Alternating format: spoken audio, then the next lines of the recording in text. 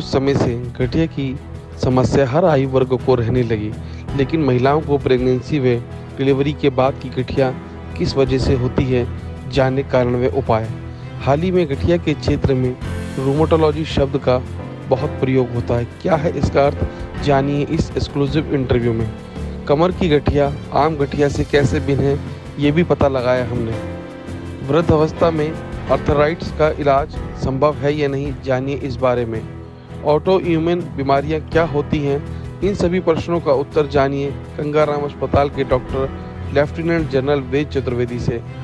Doctor वेद सेना में भी सेवाएं दे चुके हैं। डॉक्टर वेद चतुर्वेदी को पद्मश्री से सम्मानित किया जा चुका है। इसके अलावा कई बड़े अवार्डों से भी नवाजा जा चुका है और मेडिकल की दुनिया में कई तमाम बड़ों पर आसीन है। डॉक्टर साहब रूमेटोलॉजी व इम्यूनोलॉजी के क्षेत्र में देश के सबसे पहले डीएम हैं। पेश है वरिष्ठ पत्रकार योगेश कुमार सोनी द्वारा किया गया एक्सक्लूसिव इंटरव्यू। नमस्कार दोस्तों, मेरा नाम है योगेश कुमार सोनी और आज हम गंगाराम के जाने माने डॉक्टर के पास आए हैं। Doctor lieutenant general Ved Chaturvedi साहब, जो जोड़ों के दर्द का इलाज करते हैं और देश के जाने माने रूमेटोलॉजिस्ट हैं। और आज हम इनसे तमाम मुद्दों पर चर्चा करेंगे। सर, हमारे चैनल में आपका स्वागत है। Thank you. और सर, मेरा पहला प्रश्न होगा, रूमेटोलॉजी क्या अर्थ होता है और आप लोग इसको जानना चाहते हैं। इसके विषय में डॉक्टर्स को भी नहीं पता होता। इसमें सर कौन कौन सी बीमारियां आती है, सबसे पहले ये बताइए। देखिए, पहले तो ये कि इसका सही शब्द है रूमेटोलॉजी। ये जोड़ों की भिन्न प्रकार की जो बीमारियां हैं उसकी एक अलग से स्पेशलिटी है और ये आर्थोपेडिक से भिन्न है।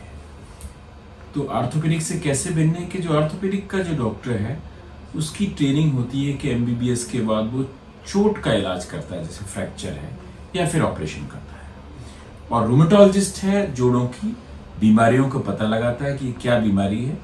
विभिन्न प्रकार की बीमारियां हैं, जैसे बुखार के कई प्रकार होते हैं, ऐसे ही जोड़ों के भी कई प्रकार होते हैं, उनके इलाज भी अलग अलग हैं। तो ये रूमेटोलॉजी स्पेशलिटी इस तरह से आर्थोपेडिक से भिन्न है। जी सर, गठिया एक आम बीमारी हिंदुस्तान में, उस गठिया के विषय में बताइए कि इसके कारण लक्षण क्या हैं और किस तरीके से होती है। जैसे हमारे पहले से गठिया बोला करते थे हम इसको, जिसको कि आर्थराइटिस बोलते हैं, जोड़ों का इन्फ्लामेशन या जोड़ों की सूजन या दर्द। उसके 100 प्रकार होते हैं, बट जो सबसे कॉमन बीमारी है उसको बोलते हैं रूमेटॉइड आर्थराइटिस। और ये यंग लेडीज की बीमारी है। इसमें जो हाथों के छोटे जोड़ और बड़े जोड़ दोनों इन्वॉल्व होते हैं। और इसकी सबसे बड़ी चीज ये है कि सुबह सुबह आदमी अकड़ जाता है। तो सुबह सुबह ज्यादा होगा, उसी समय घर में बहुत काम होता है, तो सुबह सुबह ज्यादा एक क्वेश्चन पूछना चाहिए मरीज से कि यदि कोई यंग लेडी हो कि आपके क्या हाथ या पैर सुबह सुबह अकड़ जाते हैं या सूजन आ जाती है, इस तरह से उसकी डायग्नोसिस हो सकती है। सर, कमर की गठिया आम गठिया से कैसे भिन्न है, मतलब इसके कुछ अलग लक्षण है या इसका कुछ अलग अतिरिक्त इलाज है, जरा इस विषय में बताइए। जैसे मैंने बताया कि रूमेटॉइड आर्थराइटिस जनरली लेडीज में होती है। एक और गठिया होता है जिसे बोलते हैं कमर का गठिया, जिसको हमारी भाषाएं बोलते हैं, उसको रूमेटॉइड आर्थराइटिस से भिन्न है।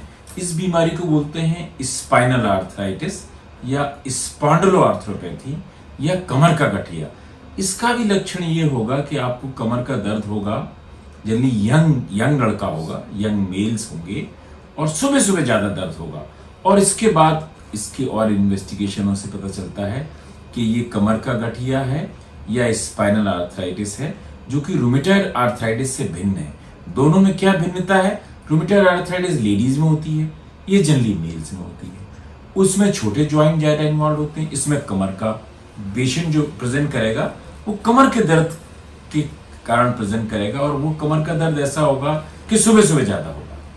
सर, वृद्ध अवस्था में भी जो आर्थराइटिस होती है उसका क्या इलाज संभव है? क्योंकि हिंदुस्तान में लोगों को लगता है एक आयु वर्ग के बाद इसका इलाज संभव नहीं है, क्योंकि इसके लिए कोई जागरूकता नहीं है और इसके डॉक्टर्स नहीं है। और आपने देश में जिस तरीके से पहले इस क्षेत्र में एमडी करके जो लोगों को बताया, जागरूक किया, तो बाकी नीचे की जो पौध है या जो आजकल की जो नए डॉक्टर्स आ रहे हैं, क्या इनके पास इनका इलाज संभव है? ये तो मना करते हैं, जैसा हमारी इन्वेस्टिगेशन में रहता है। इस विषय में आप बताइए।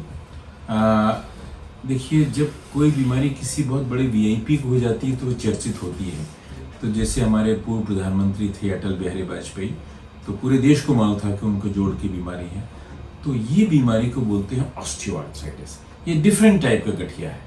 ये गठिया वृद्धावस्था का गठिया है। जैसे मैंने कहा गठिया 100 प्रकार का होता है, तो ये वृद्धावस्था के गठिया को इसका चरित्र क्या होता है कि जनरली दोनों घुटने में होता है, और आप बैठे हैं, सुबह सुबह नहीं होगा, जब आप चलेंगे फिरेंगे, जब आप सीढ़ी से चढ़ेंगे उतरेंगे तब आपको दर्द होगा। इसको बोलते हैं ऑस्टियोआर्थराइटिस। इस पे काफी रिसर्च चल रही है। आपको जान के आश्चर्य होगा कि आज गठिया का इलाज भी संभव है, आज कमर के गठिए का भी इलाज संभव है, और ऑस्टियोआर्थराइटिस का भी इलाज संभव है। पर जनरली पेशेंट जब बहुत लेट आते हैं तो फिर उसको कभी कभी ऑपरेशन भी कराना पड़ता है। उसके लिए हम अपने जो हमारे ऑर्थोपेडिक्स कलीग्स हैं उनकी सहायता लेते हैं हम लोग। अच्छा सर, ये जैसे ऑटो इम्यून बीमारियां हैं, ये क्या होती है? इसमें आपने काफी बार जिक्र किया है अपने कॉन्फ्रेंस में, तमाम बार आपने इसमें जागरूक करने का प्रयास करा है। तो सर ये कौन सी बीमारियां होती हैं? क्या है कि जैसे हर बीमारी का कारण जानना पड़ता है। जैसे कोई कहे भाई कोरोना क्यों हो जाता है, तो पता पड़ा भाई कोरोना वायरस से हो जाता है। पता पड़ा कि भाई टीबी कैसे हो जाता है, तो किसी वैज्ञानिक ने पता पड़ा कि भाई टीबी का बैक्टीरिया है, उससे टीबी हो जाती है। ऐसे ही जब इन बीमारियों को रिसर्च करना शुरू किया गया कि जोड़ की बीमारी क्यों हो जाती है, तो ये पता चला कि नहीं, ये कोई बैक्टीरिया से नहीं होती, कोई वायरस से नहीं होती। ये जो बीमारी है वो आपके इम्यून सिस्टम की गड़बड़ी के कारण होती है। आपका इम्यून सिस्टम के अगेंस्ट में आप ही का बॉडी काम करने लगता है, इसलिए उसको बोला गया ऑटो इम्यून डिजीजेस। तो एक स्टीयरिंग व्हील की तरह है, जैसे स्टीयरिंग व्हील होता है, तो स्टीयरिंग व्हील में क्या होता है कि आपका इम्यून सिस्टम थोड़ा टेढ़ा हो गया जी, और पूरी दवाइयां दी जाती हैं उसको इम्यून सिस्टम को ठीक करने की।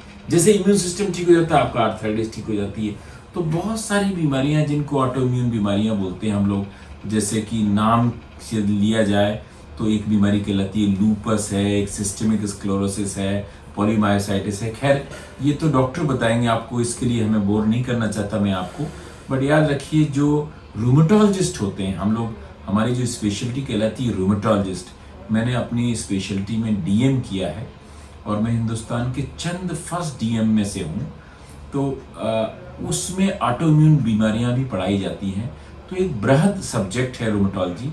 उसमें जैसे मैंने कहा कि गठिया भी 100 प्रकार का होता है, तो उनकी पे रिसर्च की जा रही थी और आज ये संभव है कि इन सब बीमारियों का इलाज संभव है यदि आप एक जल्दी किसी रूमेटोलॉजिस्ट के पास जाएंगे।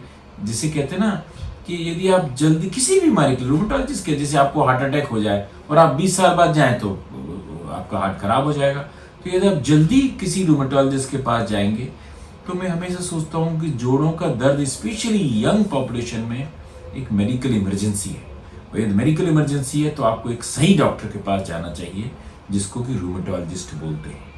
सर आपसे मिलने का समय और स्थान भी अगर आप बताएं, और थोड़ा समय जो है मरीज या परेशान लोग वो आपसे मिलने आए, तो क्या अपना समय स्थान कब कब कम दिनों में कहाँ रहता है?